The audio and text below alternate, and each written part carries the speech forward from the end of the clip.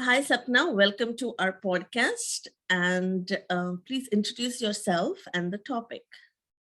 Hi, thank you for having me. I'm a conscious parenting coach, speaker, and a mindfulness teacher.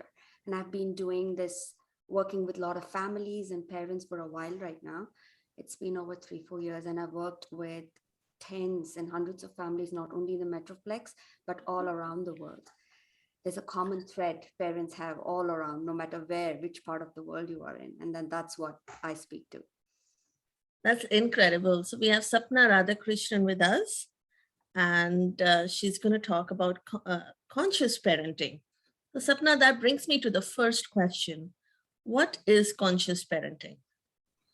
Now, if you want the definition of conscious parenting, it is a blend of Eastern psychology and Western, actually, it's the other way around. It's Western psychology and Eastern mindfulness, where you understand the psychology, what's happening behind the child, behind us, our psychic landscape.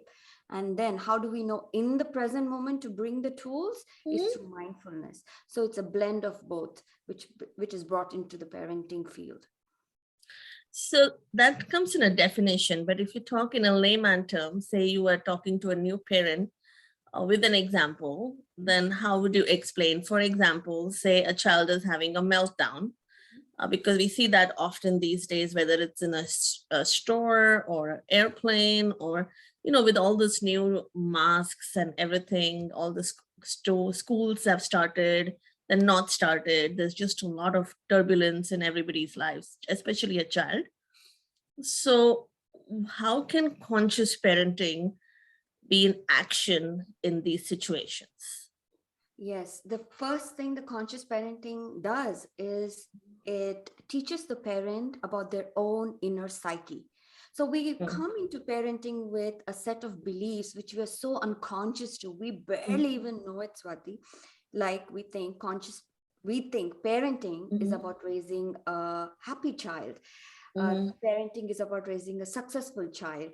Parenting mhm, is about raising a good child. Now, who's a good child? Who makes our life easy, who doesn't stir the pot too much, who listens to us, is called a good mhm, child. Successful is somebody who's ahead of the curve, who's doing way ahead than others. Or mhm, a happy child is somebody who's not showing their biological reactions to life. So when we believe this kind of myths about parenting and the child does not match these myths, the traditional parenting says the parent is allowed to scream, yell, punish, take away stuff in the name of discipline. And conscious mhm, parenting debunks all these myths. So when a conscious parent is on this journey and a child is having a meltdown, first they understand that's normal, biological. The child is having emotion. They have a lot of emotions, and then they are in check with their own emotions. Am I getting triggered? No, it's not about me. It's about clearing out my emotional reactivity out of the equation, so I'm present for my child.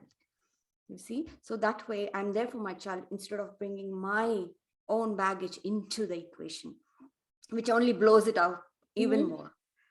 So Instead that, of conforming them to our perfect world, get into their world and understand them, what they're going through in their mind. yes, and that only comes from understanding ourselves, right? So if I Mhm, understand, for example, simple thing, if I understand what a headache is, oh, it happens here, it's called headache, I have these sensations in my mind, I understand, I know it's yeah. normal. So when my child comes to me saying, Mama, something is happening here, oh, I'm like, oh, you're having a headache, I know it's happening here, it's normal, take a tablet, you'll be fine. Mm. But if I don't have the emotional language, I don't understand what's happening within me, I'm going to get scared and I'm going to think this is happening only to me. Forget about helping somebody else. That's Mhm. what conscious parenting speaks to. That's incredible. Great piece of advice, right? So, um, with this new norm, this new normal life that we call now, with this COVID era, there is a lot of uncertainty. There is school, then there is study from home, then they shift back to the in school mode, then they come back home. And then there is always that fear, like, be careful, wear your masks, you're going to get COVID. And there's just so much going on. Some children can get vaccinated, some children are not eligible yet. So with all this, what do you think as a parent you can do to help the child with keeping up with the school responsibilities and yet not losing themselves or their personality with all the turbulence? Yeah, then again, it speaks to our anxiety levels. How do we know, are we anxious or not? How have we come to the terms with the as isness of what's going around us? Or are we bringing our anxiety to the table?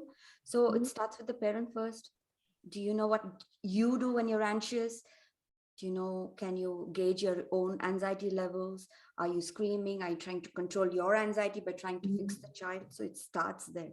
Once that's out of the way and you understand yourself and you are in a calm state, now you can speak to the child. Imagine being around a calm, collected and grounded energy. We all have been around such person. You know how Yeah. safe that feels? That's what a child needs. Safe. I'm here for you. COVID happens. I'm here. I'm here. You do all the necessary measurements. And if anything goes wrong, I'm here. You know, that security that comes from the parent. You don't even have to say the word, the energy that vibrates from the parent, children pick up. So this is from a mental side, right? You perspective, you think and introspect and you see where your anxiety level is, and then you help the child. So say you've done all that, what are a couple of tools that you would recommend for parents to use in either of these situations, with a child meltdown or struggles or anything? Even if you want to take one example, if it's challenging to take all, I get it. But even in one example, what is a tool that they can use? Mindfulness is the tool here in conscious parenting, always returning back to your breath. Easier said done, but it takes a lot of practice. But I always encourage to get a coach to work with. Get somebody to talk to about your own anxieties, because you would take it out of your head. Here you're alone with yourself, unconscious to it. But when you take it out of it and you look at it, you'll be like, oh, I've been making up stories which I wasn't aware of. The pressure, the tension, the fear, it goes away, because that's what it is. We build up stories in our head. And when you have an outside perspective, look into it, it's not as big or scary as it seems in our head. So I encourage mindfulness, coming back to our breath, and talk to someone, get a coach, talk to a friend, talk to a psychologist. That always helps. So in your recent era, I mean, in this recent 1 year, can you share an example where you think this tool worked, like a real life example, so parents can relate to it, the ones who are listening to this show? Yeah, sure. Like, I returned from work one day in the evening after a long day of work. And as soon as I came to my house, I saw my son playing with his games. And the story I made up was, oh my God, he's been on playing games all day. He won't be able to study. He's not studying. He's not motivated. How will he get into college? Oh my God, he's going to be homeless. And what will people think about me? Trust me, this is what was going on in my head. And my the urge was to drag that control out of his hand, send him to his room, give him no more games, punish him, threaten him. Now, because of this practice of mindfulness, because of this work I'm doing, I was able to watch it literally like another person watching this at the door. I didn't enter, watching it, and dropped this literally and figuratively at the door and walked in with a different energy. So when I walked in, I told him, can you get off the game? How long have you been playing? And he said, yeah, I went 15 actually in the kitchen to help me. You know, that could have gone down road spiral like that. Like, I'm screaming, he's screaming, you don't understand me, you go to your room, we are not talking. The fixing will take me another 72 hours. You see, the damage is done. The fixing of damage is going to take me longer than holding on to myself before I speak. So don't react, as soon as your thoughts start rambling, don't react to it and put that pressure, pass it on to the child. I would say pause, a conscious pause, reframing it as, okay, I'm going to pause before.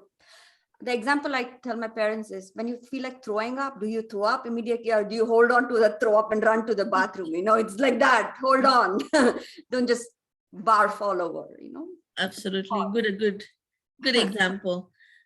So, considering that this is a podcast and many of parents are going to listen to this, what is a couple of practice thoughts that you can prompt them to or encourage them to practice, and then come back to you on the thread? Because when we post this, you can interact with them, and a couple of practice thoughts. The first place a parent goes into when the child is displaying certain behaviors is, oh my God, why is my child like this? Or my child is bad, or my child is this, or my child is rude. I would encourage parents to turn the thought in their mind that my child is giving me a hard time. That's where we all land to. Instead of thinking my child is giving me a hard time, I welcome you to think in terms of my child is having a hard time. My child is not giving me a hard time, but my child is having a hard time, and see how that's going to unravel. And let us know on this thread. When we post this, please do comment and let us know how the practice goes.